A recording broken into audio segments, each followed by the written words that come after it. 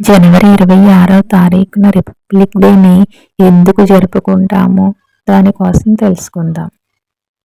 200 సంవత్సరాల పాటు బ్రిటిష్ వారి పరిపాలనలో మగ్గిన మన దేశానికి ఎందరో మహానుభావుల కష్టానికి ఫలితంగా ఆగస్టు 15, 1947వ సంవత్సరంలో మన దేశానికి స్వాతంత్రం వచ్చింది.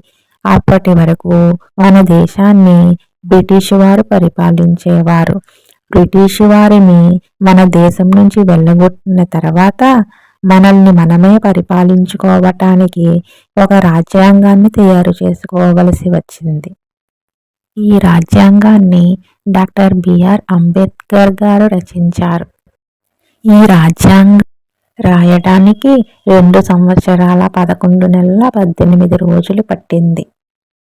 జనవరి 26, 1950వ సంవత్సరం నుంచి మన రాజ్యాంగం అమలులోకి వచ్చింది.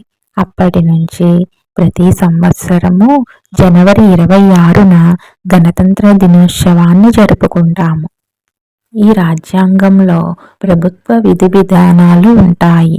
దాన్ని అనుసరించే మన పరిపాలన ఉంటుంది. ఈ వీడియో మీకు నచ్చినట్లయితే ప్లీజ్ లైక్, షేర్.